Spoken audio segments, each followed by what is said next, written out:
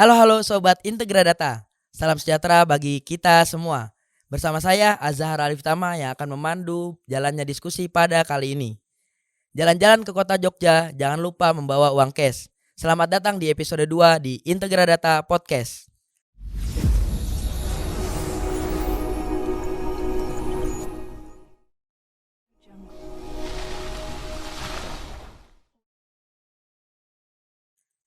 Pada episode kali ini, kita akan membahas topik yang sangat menarik. Apakah itu? Yaitu terkait Big Data. Nah, secara universal, Big Data adalah suatu kumpulan data yang sangat besar. Tidak perlu menunggu lama lagi, langsung saja kita sambut narasumber kita yang super keren, yaitu Bapak Paiman. Oke. Selamat datang Bapak Paiman. Ya, selamat datang Mas Alif. Bagaimana kabarnya Pak? Alhamdulillah. Ya, semoga selalu sehat ya Pak. Sehat-sehat. Ya, langsung saja kita mulai diskusi pada kali ini ya Pak. Ya, siap. Nah, bagaimana nih sejarah data hingga sekarang berada di era Big Data Pak? Jadi gini, untuk data itu saya ceritakan dulu ya kronologinya. Mengapa akhir ini kan kita itu mendengar istilah Big Data itu hampir di semua masyarakat itu membicarakan gitu ya. Jadi data itu sejarahnya, dulu itu data itu sebenarnya sudah ada.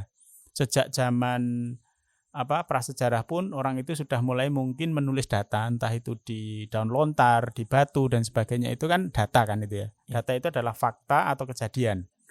Tapi di era-era dulu itu adalah data itu masih disimpan di bentuk fisik. Nah, kemudian dengan adanya teknologi, data-data yang dulunya di fisik, entah ditulis di kertas dan sebagainya, itu dirubah menjadi digital. Digital ketika sampai di tahun hampir 2000-an itu mungkin secara programming itu data itu disimpan kebanyakan di bentuk database gitu ya. Nah, database ini terus ketika berbentuk database itu masih mampu, sebuah sistem komputer itu mampu untuk personal komputer itu masih mampu untuk ngolahnya. Nah, di perjalanannya ke sana itu sistem bisnis di dunia ini kan berubah nih. Kalau dulu yang memproduksi data itu kan biasanya perusahaan membuat data kan kayak gitu ya. Kemudian dia menciptakan data untuk transaksi-transaksi bisnis dan sebagainya. Jadi istilahnya dari atas ke bawah. Kemudian dengan adanya perkembangan internet, kemudian dengan adanya penemuan smartphone dan jaringan internet yang semakin cepat, ini ternyata memicu sebuah ledakan data. Karena apa? Karena yang memproduksi data itu bukan lagi sebuah company, sebuah perusahaan yang lebih banyaknya. Tetapi yang memproduksi data itu adalah sebuah customer atau klien. Orang-orang itu sekarang memproduksi data. Saya, Anda, Mas Alif, ini kan tiap hari kan kita ngetik status ataupun kita WhatsApp, benar nggak? Ya, betul. Nah, itu kan di situ kita itu sebenarnya sudah pola perkembangan data itu berubah. Karena yang memproduksi data itu sudah bukan lagi sebuah perusahaan, akhirnya data itu nggak terkontrol. Karena semua orang bisa produksi data, entah dari video, tulisan, macam-macam, suara, benar nggak? Ya, betul. Nah, dari situ terjadilah namanya ledakan data itu, sehingga yang sekarang kita sebut sebagai Big Data ini, era Big Data ini. Jadi seperti itu. Oke, berarti dari awal sampai sekarang menjadi era Big Data gitu. Bagaimana bentuk data dan apa saja tipe-tipe data, Pak? Ya, dengan adanya perkembangan data yang seperti saya ceritakan tadi, akhirnya bentuk-bentuk data pun karena pola bisnis juga berubah, itu juga berubah. Kalau dulu kebanyakan data itu hanya sekedar transaksi bisnis kan gitu ya. Misalkan invoice, kemudian press list, macam-macam kan hanya kayak seperti itu ya. Sehingga itu masih mampu diolah dengan komputer di perusahaan yang kecil. Tapi dengan adanya sekarang pola bisnis itu berubah. Dengan adanya perkembangan smartphone macam-macam tadi, pola bisnis kan berubah, aplikasi pun juga berubah. Benar enggak? Iya. Dulu kan kita paling enggak mengenal aplikasi yang namanya TikTok, kemudian apalagi Facebook macam-macam kan kita enggak kenal kan. Yeah. Nah, dengan adanya perkembangan aplikasi yang berubah, akhirnya pola bisnis pun juga berubah, kan seperti itu. Nah, dengan adanya pola bisnis yang berubah ini, ternyata produksi data itu juga tipenya macam-macam. Kalau dulu yang tipenya lebih cenderung ke tag, kemudian kita berubah hari ini. Ada yang terstruktur, ada yang semi struktur, ada yang tidak struktur. Kalau yang struktur itu biasanya bentuknya kayak database ya, database MySQL macam-macam itu ya, yang itu strukturnya itu sudah jelas, pasti tipe datanya jelas gitu ya, bisa diolah lebih mudah lah itu ya dengan programming. Kemudian semi struktur mungkin dengan sekarang ini karena tiap sistem sistem database tiap komputer itu juga macam-macam sistem operasinya. Itu akhirnya mereka ada namanya ada JSON, ada XML, ada satu tipe data yang semi terstruktur. Artinya yang mengkomunikasikan di antara dua sistem yang berbeda. Kemudian yang ketiga yang unstruktur. Unstruktur ini yang macam-macam. Ada yang berbentuk suara, ada yang berbentuk mungkin video. Video itu kan sudah tidak bisa terkontrol kan sekarang, macam-macam kan kayak gitu lah. Itu sehingga menjadi semakin rumit. Nah, dengan adanya semakin rumit inilah programming konvensional itu sudah nggak mampu untuk mengolah di era big data ini. Jadi seperti itu. Ya, untuk tipe data berarti tadi ada tiga jenis data, yaitu ada yang terstruktur, ada yang semi struktur dan tidak struktur ya teman-teman. Oke, langsung saja ke selanjutnya, yaitu ciri-ciri nih Pak, dikatakan big data itu yang seperti apa sih Pak? Oh ya, jadi ada beberapa ciri ya. Ada orang yang mengatakan 4 ciri, ada yang 3 ciri, ada 5 sampai 6 gitu ya. Tapi intinya yang pertama, sebuah data itu dikatakan sebagai big data itu minimal 3 lah, punya 3 ciri gitu ya. 3 ciri yang pertama itu adalah volume. Ciri yang pertama adalah volume. Artinya kita bicaranya tentang size ya, ukuran. Datanya itu benar-benar besar, tidak hanya besar tapi sangat besar. Sudah tidak udah ukuran mega lagi, tetapi sudah ukurannya itu sudah tera macam-macam gitu ya. Jadi istilahnya memang sudah sangat besar sekali. Kan seperti itu. Lah, itu dengan ukuran yang sangat besar itu sehingga Sehingga ini menjadikan susah untuk diolah gitu ya. Kemudian ciri yang kedua itu adalah velocity. Velocity ini kita bicaranya tentang kecepatan. Jadi database yang berbentuk data yang berbentuk big data ini memang terjadi sebuah kecepatannya itu sangat luar biasa perkembangannya. Kemudian juga kecepatan untuk produktivitasnya, artinya penghasilan data itu juga sangat cepat sekali. Karena didukung oleh era-era IoT sekarang ini. Hampir semua itu kan alat-alat itu sudah terhubung ke internet kan? Ya. Betul enggak? Betul. Jadi sudah terhubung ke internet sehingga hampir semua data itu akhirnya terekam secara cloud dan sebagainya. Sehingga perkembangan data secara velocity-nya itu benar-benar sangat cepat sekali. Di tahun 2010 mungkin masih 1, berapa gitu ya perkembangan per hari. Sekarang sudah hampir 45 tera per hari dan sebagainya. Jadi memang secara kecepatan sangat cepat sekali. Itu adalah era big data. Kemudian yang ketiga itu adalah variety. Jadi macamnya juga macamnya berbagai banyak macam itu sudah terbentuk di dalam seperti yang saya katakan tadi, macam-macam bentuk datanya itu sudah macam-macam. Kayak tadi ada yang berbentuk video, kemudian gambar, kemudian macam-macam lah. Nah, dengan adanya banyak bisnis yang berbeda tadi. Kemudian kalau yang keempat, kalau ada yang mau nambahi value. Jadi di dalam big data itu ada value, ada nilainya. Kemudian ada lagi yang variety juga ada itu. Variety udah tadi ya. Jadi seperti itu. Ya.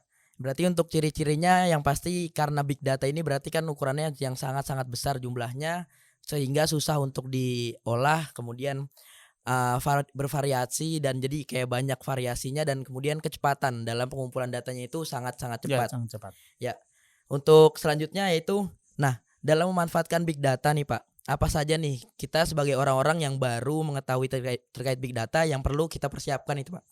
Jadi kalau kita bicara big data itu sebenarnya yang perlu kalau kita mau bermain di mana dulu domainnya ya. Kalau kita itu mau domainnya hanya sekedar kita itu untuk mendukung bisnis kita, ya yang penting kita itu yang dikuatin adalah di data analitiknya.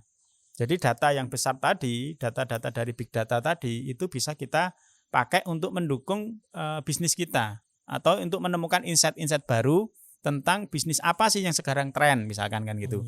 Karena sekarang kita untuk ngolah big data atau mengakses big data itu kan mudah dengan adanya teknologi cloud dan sebagainya ya. Itu sangat mudah. Bahkan di Google pun itu ada Google Analytics kan gitu ya. Kita itu bisa akses di situ yang kita nggak usah pakai infrastruktur, kita nggak menyediakan servernya, benar enggak? Tetapi di situ kita bisa mengakses itu. Semua bisa mengakses, bahkan sudah dirangkumkan sama si Google. Kalau kita hanya sekedar di posisi pengguna, itu kita bisa manfaatkan informasi yang ada daripada big data tadi, yang ada di dalam data tadi, itu adalah untuk mendukung keputusan bisnis kita atau menemukan ide-ide bisnis atau untuk menentukan strategi bisnis. Itu bisa. Tapi kalau kita memang mau bermainnya di sisi kita itu adalah developer atau pengembang, ya itu berbeda lagi nanti. Yang harus kita siapkan adalah software-software pendukung nantinya untuk menyiapkan sebuah big data.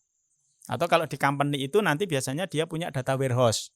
Jadi data warehouse ini akan mengumpulkan berbagai banyak dari server-server itu dikumpulkan atau dibikin sebuah server besarnya, yang mana yang itu sudah dikumpulin kumpulan dari data-data pentingnya. Biasanya itu di tingkat perusahaan. Jadi kayak gitu. Jadi Anda mau bermain di mana tergantung Anda mau jadi konsumen atau mau jadi apa, itu anunya berbeda-beda. Jadi kayak gitu. Berarti tergantung minat dari masing-masing orang juga ya Pak ya? Ya. Oke, terus kemudian tools apa saja nih Pak yang digunakan dalam mengakses big data Pak? Ya macam-macam ya. Kalau kita hanya sekedar pengguna, saya katakan tadi cukup aja kita pakai misalkan Google Analytics, macam-macam kan udah cukup itu ya, yang sudah disediakan sama Google, kita pakai aja itu. Tapi kalau kita di sisi company ya tadi kita harus menyiapkan infrastrukturnya tadi. Data warehouse-nya kita siapin sehingga semua transaksi-transaksi yang ada di di company kita itu akan ada sebuah transaksi besarnya yang disebut kita data warehouse ini, yang itu nanti bisa kita olah tersendiri sehingga dia itu nanti menjadi sebuah informasi atau knowledge yang lebih bermanfaat buat perusahaan kita. Jadi kayak gitu. Dan itu memang banyak sekali ya. Kalau kita dari sisi developer mungkin kita mau belajar juga misalkan untuk menampung data besar itu kita pakai apa teknologinya, pakai Hadoop, atau kalau untuk ngaksesnya ada lagi pakai Apache Spark, kemudian pakai macam-macam kalau kita ke machine learning. Nah, itu nanti macam-macam yang bisa kita siapkan kalau memang kita benar-benar mau masuk ke sistem di big data itu. Ya, nah langsung saja ke pertanyaan terakhir nih Pak. Mungkin untuk sobat Integradata yang berminat di big data bisa nih simak nih pertanyaan yang terakhir ini nih. Nah, kemudian apa saja sih Pak fakta yang menarik yang berkaitan dengan big data ini Pak? Jadi faktanya itu memang hari ini itu kita itu mau ndak mau, suka ndak suka, itu kita itu sudah posisi kita itu adalah di posisi banjir data. Flood ya, data itu sudah flood, sudah banjir. Sehingga ketika data yang sudah banjir ini memang perlu untuk kita mining ya, kita olah sehingga itu akan menghasilkan sesuatu yang bermanfaat atau pengetahuan untuk mendukung bisnis. Sehingga kita sebagai seorang generasi sekarang ini yang dikatakan sebagai generasi Z. Sekarang generasi Z ya. Gen Z. Jadi Gen Z itu kita lahir aja sudah terkoneksi secara internet. Entah itu ayah kita langsung update status gitu ya, anakku lahir laki-laki atau apa kan kayak gitu ya. Itu mau nggak mau ke depan itu memang kita itu mau nggak mau harus bersahabat dengan data. Kita harus mulai belajar tentang data. Karena apa? Era big data ini sudah kepastian, sudah pasti. Terutama untuk bangsa ini, negara ini juga sudah mulai ya, sudah mulai program-program pemerintah itu mulai disinkronisasi hampir di semua lini lembaga. Jadi mau tidak mau kita sebagai generasi muda kalau bisa memang kita harus mulai melek terhadap data. Intinya seperti itu. Karena kalau kita nggak segera untuk masuk ke pemahaman data ini, literasi data ini, kita nanti sebagai generasi muda pasti akan sangat tertinggal. Jadi seperti itu, Mas. Wah, sangat menarik sekali ya diskusi pada kali ini. Semoga dapat menambah wawasan Sobat Integradata pada podcast kali ini. Terima kasih kepada Bapak Paiman sebagai narasumber pada podcast kali ini. Terima kasih juga kepada Sobat Integradata yang sudah menonton video ini. Saya moderator pamit undur diri. Mohon maaf apabila ada kesalahan dalam perkataan. See you on the next video. Integradata, kuasai data, genggam dunia.